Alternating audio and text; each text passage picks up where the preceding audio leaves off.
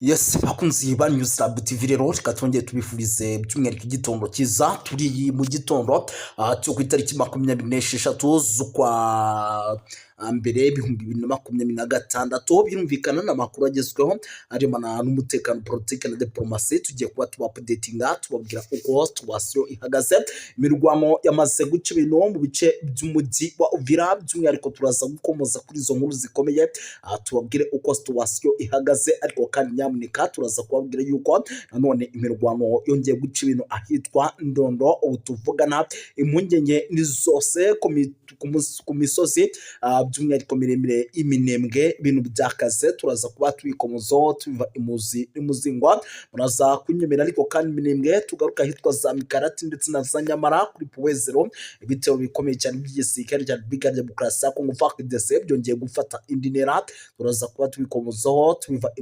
imuzingwa turaza kugaruka ku makuru menshi byatandukanye turebere hamwe mu bitero bikomeye cyane MONUSCO ikomeje kugenda ifatanyamo n'igisirikare cya FARDC ndetse imikoranire hagati ku mpande zombi ikaba yongeye kugenda ifata indi ntera turaza byose kuba twikomozaho tubiva imuzingo muraza kunyemera dusimukire mu bice byano munara ya Kivu y'Amajyepfo ariko kandi turebere hamwe amwe makuru akomeje kugenda turuka hitwa Ifizi byakaze urugamba rwamaze gufata indi ntera turaza kuba twikomozaho tubiva imuzingo tuba updatinga tubabwira uko situation ihagaze nyamuneka ariko kandi muraza kunyemera turebere hamwe amwe makuru aturuka hitwa Mukobora ibintu byakaze ivumbi ryatumutse ndetse isaha ku isaha igisirikare cya makumyabiri amakuru ari batugeraho kiraza kuba cyerekeje mu mujyi wa Barakani zimwe mu nkuru zikomeye zo zose tugiye kuba twinjiramo tuva imuzingo muraza kunyemera tubabwire yuko butuvuga na Baraka abaturage batangiye guhunga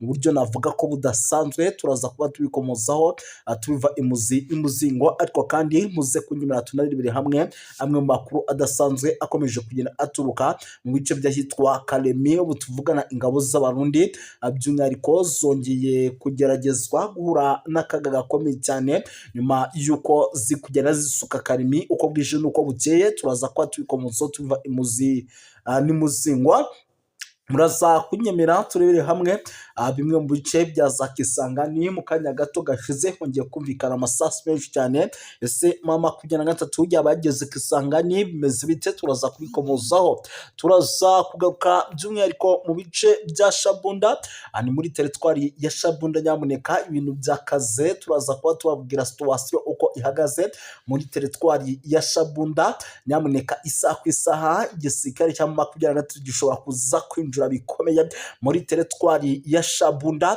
ariko kandi rwose nyemera nkubwire yuko AFC 23 yashimangiye ko nta gace na kamwe igenzura izongera kuvamo nk'uko makuru ngenza akomeje kugenda turuka ku mirongo y'imbere ku rugamba akomeje kugenda atugeraho n'amakuru atugezeho turavuga tuti natwe reka tubagezeho n'itangazo rya AFC 23 rimaze gusohoka ubu tuvugana umutwe wa AFC 23 urwanya ubutegetsi bwa Repubulika Demokarasi ya Kongo by'umwihariko washimangiye ko utazigera na rimwe uva mu bice wamaze kongera gufata byatangajwe n'uwitwa Lawrence Kanyuka uvugira umutwe wa 23 mu itangazo yasohoye by'umwihariko ku munsi w'ejo ku itariki ya 26 yasubizaga itangazo ry'ingabo za Repubulika Demokarasi ya Kongo FARDC ku wa 23 Mutarama rishinza AFC 23 guteza umutekano muke mu duce igenzura by'umwihariko n'umujyi wa Goma ndetse na Bukavu mu ntara Kivu y'Amajyaruguru ndetse n'iy'Amajyepfo ndetse akaba ari no kugerageza ngo ibikorwa by'umwihariko byo mu mujyi wa Uvira Kanyuka rero yashimangiye ko itandukanye n'ibivugwa na AFC 23 kitazongera iva mu bice yafashe yagize ati AFC 23 ntabwo izongera iva mu bice yafashe iyoboye utwo duce rero turimo ingabo ubuyobozi bwayo turi mu mahoro y'ukuri kandi arambye abaturage bukorera imirimo yabo kugera amasaha 24 kuri 24 serivisi zigenda neza, abaturage barasubijwe, ubukungu bwabo bufashwe neza ndetse n'ibiciro by'ibiribwa biri kugabanuka kubera umusaruro mwinshi w'ibikomoka ku buhinzi. AFC M23 kandi yagaragaje ko izindi mpamvu zishobora gutuma itava mu bice igenzura ari uko amashuri akora bisanzwe, amazi meza n'amashanyarazi bihoraho. Ikindi kandi imibereho y'abaturage ikaba irushaho kuba igenda iba myiza. AFC M23 kandi yanashimangiye ko itazigera ireka ngo umuntu uwo ari we wese harimo uwa leta ya Kinshasa ngo ahungabane n'amahoro n'umutekano, by'umwihariko ngo bigomba kubaho mu bice bayoboye. Yanashimangiye ko kandi umuhate wayo wo kurinda ndetse no gufasha abaturage ba sivile aho hose bahanganye n'itotezwa kugira ngo bagaruke mu buzima bwiza kandi busanzwe bagomba kubikora, kuko bazi neza ko leta ya Kinshasa nta kintu na kimwe ishobora gukora. Ariko kandi nyamuneka nyemera nkubwire yuko ibintu bikomeje kuba ibindi kuko ino mirwano ikomeje kugenda ica ibintu mu bice bigiye bitandukanye. Nyemera duhite duhera kuri ino nkuru yihuta cyane ituruka mu misozi miremire y'Iminembwe. Ibintu byakaze byamaze kuba ibindi. Imirwano ya AFC M23 mu gufata umujyi wa Goma mu kwezi kwa mbere mu mwaka wa 2025 yakomeje gusiga isomo rikomeye ubutumwa bw'amahoro bw'umuryango w'abibumbye muri Repubulika ya Demokarasi ya Kongo MONUSCO. Umuyobozi wabwo w'agateganyo Viviane Vanide Lapeli yemeje ko intambara yamuhinduye imyumvire ku bushobozi n'imiterere y'umutwe. Mu kiganiro yagiranye na radiyo mpuzamahanga y'Ubufaransa RFI, Viviane Vadepere yatangaje ko AFC M23 yagaragaje imbaraga, imyitwarire ndetse n'ikoranabuhanga bitari bisanzwe bihuzwa n'umutwe witwaje intwaro. Ibi yabivuze ashingiye ku byabereye ku rugamba mu gufata Goma rwatangiye mu rukera rwo bw'itariki 27 z'ukwa mbere 2025 mu gihe yari akiri umuyobozi wungirije wa MONUSCO ushinzwe ibikorwa no kurinda abasivile. Yagize ati urugamba rwa Goma rwo mu kwezi kwa mbere 2025 ni ikintu tutazibagirwa, rwagize ingaruka zikomeye ku basivile, ku barwanyi ku mpande zombi ndetse no ku barinzi b'amahoro ubwabo. N'urwo rugamba rukomeye rero kurusha izindi twabonye mu burasirazuba bwa Repubulika ya Demokarasi ya Kongo, ntawageranya gato n'ifatwa rya Goma mu mwaka wa 2012. Kuri iyi nshuro byari intambara ikomeye yo mu mujyi, by'umwihariko wari umaze igihe kirekire. Viviane Vanide Lapeli yanasobanuye ko mu gihe imirwano yari ikaze, ibigo bya MONUSCO n'ingo abakozi bazo babagamo byibasiwe n'amasasu, nubwo yemeje ko nta bandi bakozi ba Loni bisanzwe hagati mu muriro w'intambara. Yavuze ko adahamya ko byari igitero cyagambiriwe na Loni by'umwihariko. Ati twisanze mu muriro, ntabwo byari igitero kitaziguye kuri Loni, ariko twari turi mu murongo w'intambara. Muri uwo mwanya twakiraga abasivile n'abakozi b'inzego z'umutekano bashaka guhungira mu bigo byacu, haba n'ibya gisirikare biri mu nkengero z'umujyi wa Goma. Umuyobozi kandi yagaragaje ko kuba ingabo za MONUSCO zarifatanyaga n'ingabo za Repubulika ya Demokarasi ya Kongo mu kurinda byatumye zifata nk'igice cy'impande zihanganye. Ibyo byagoye cyane bituma zibasha kugenda zivuye mu bice bimwe zijya mu bindi byisanzuye bisesuye. Mu gihe intambara rero ku rundi ruhande hari ingabo za FARDC, MONUSCO, za Afurika y'Epfo, Tanzania, Malawi, hiyongereho n'abacancuro b'abanyaburayi, imitwe ya Wazalendo, FDLR. Uyu mubare munini rero w'ingabo watumye benshi berekeza ku gufata Goma. AFC M23 byari inzozi zidashoboka.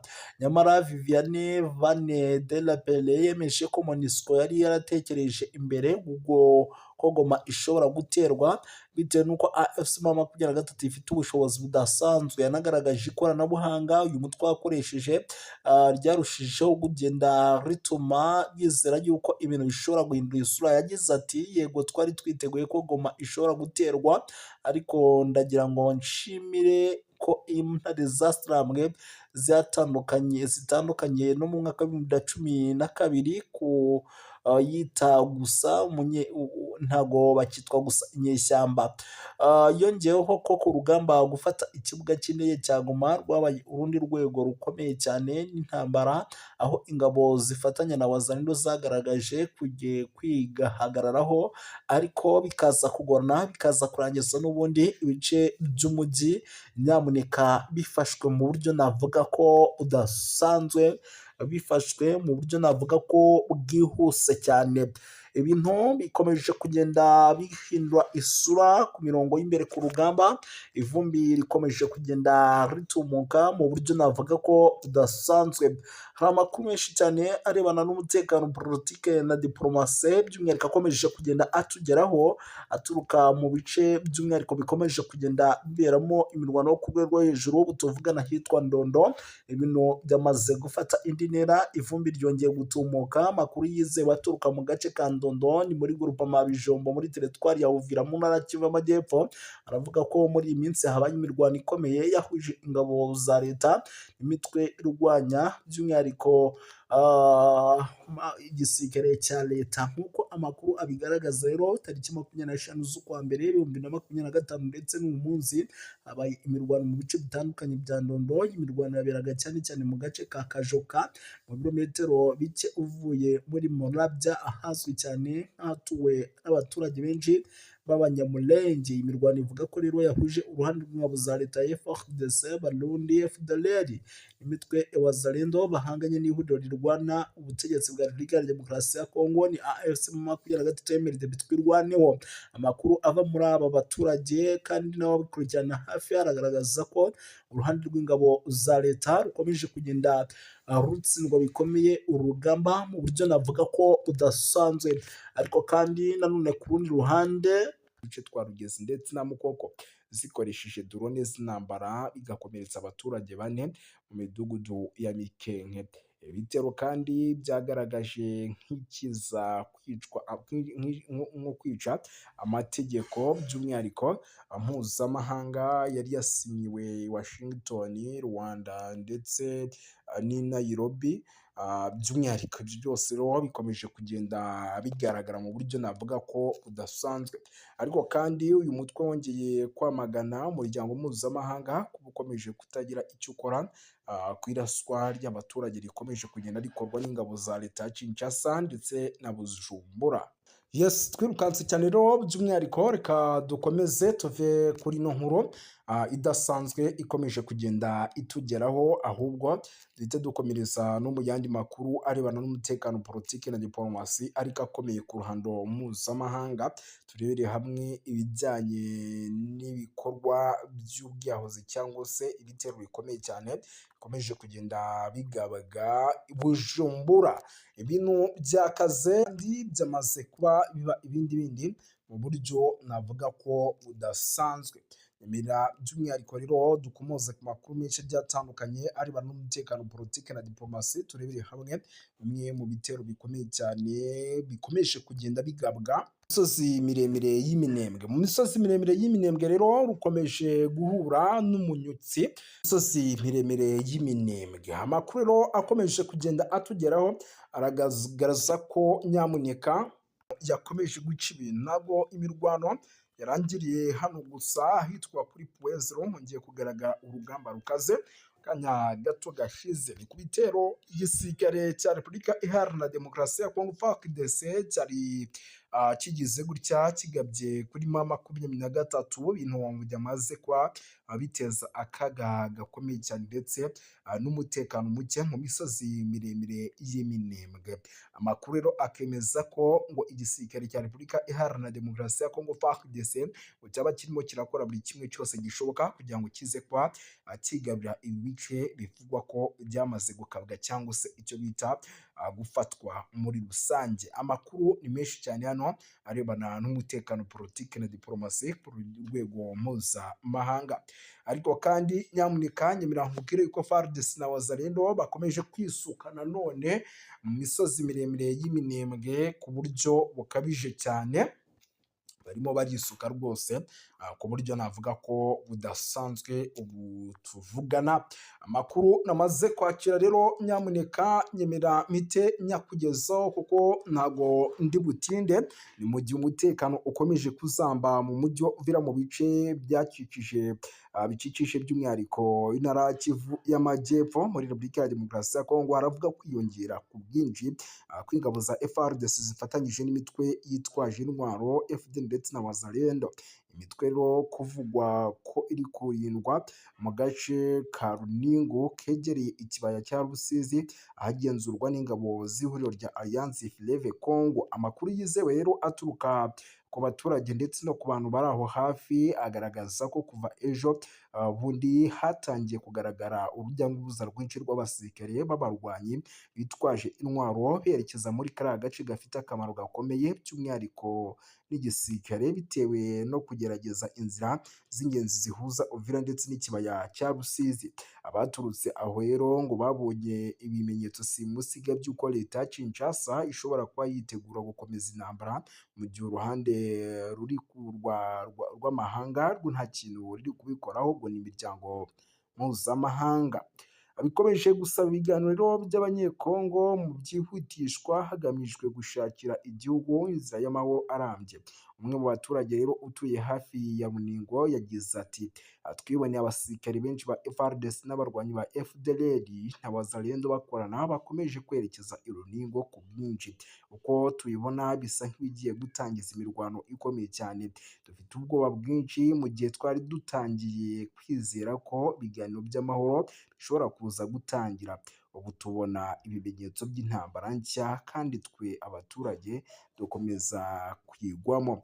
Nubwo iyi myiteguro rero ya gisirikare ikomeje, umutekano muke muri Uvira uri mu bihe bibi cyane by'umwihariko umujyi wa Uvira. Amakuru avuga yuko rero abaturage no mu miryango iharanira uburenganzira bwa muntu agaragaza ko abantu bakomeje kwicwa umunsi ku wundi, abandi bagakorerwa ihohoterwa, gusahurwa ndetse no kumurwa, gufatwa ku ngufu n'ibindi bikorwa ahanini bivugwa ko bikorwa n'imitwe ya Wazalendo, FDL hamwe n'abasirikare bamwe ba FARDC. Ibintu bikomeje gutera impungenge zikomeye.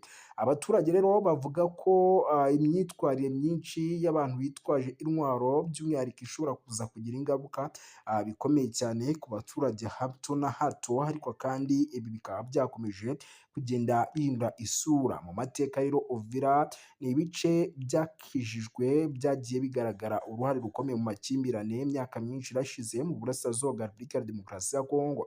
Kuba iki gice rero kiri hafi y'umupaka w'u Burundi ni ikibaya cya Rusizi byatumye kiba inzira y'ingenzi y'imitwe yitwaje intwaro, abacuruzi bitwaje intwaro n'abashaka kugenzura ubucuruzi kamere.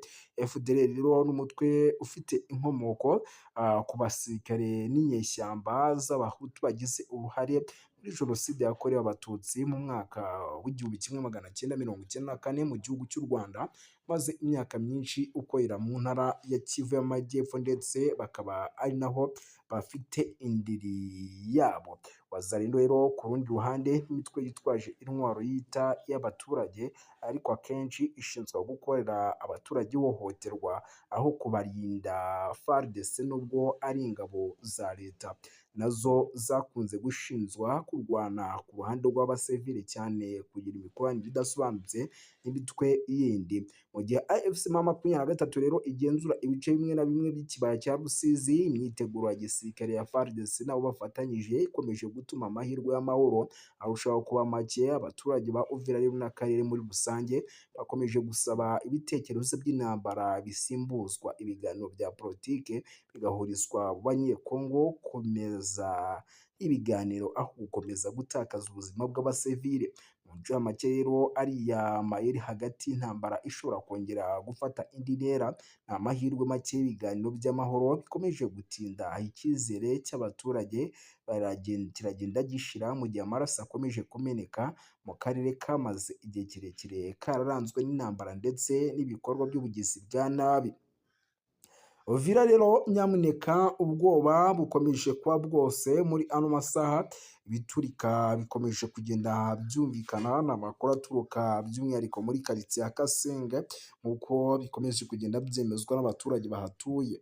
Baganiriye n'ibitangazamakuru ndetse n'abaduhaye amakuru. Abo baturage rero bari kuvuga yuko kurasa amasasu byari bigamije gutera ubwoba abaturage mu rwego rwo guhungabanya ndetse no kubohereza gusahurwa ibyabo, bikorwa bivugwa ko bimaze igihe bigaragara mu tundi duce tugize umujyi wa Uvira. Kuva umutwe wa AFC M23 wava mu mujyi wa Uvira tariki ya 17 z'ukwa mbere 2026 ugasiga umwanya wa Wazalendo FDL n'ingabo za leta ya FARDC, abaturage bavuga ko umutekano wazambye ku buryo bugaragara. Raporo z'abaturage rero n'amakuru ava mu nzego z'ibanze zigaragaza ko muri icyo gihe habaye ubwicanyi, gusambanwa, gufatwa ku ngufu abagore, isahurwa rikabije ndetse n'isenywa n'imitungo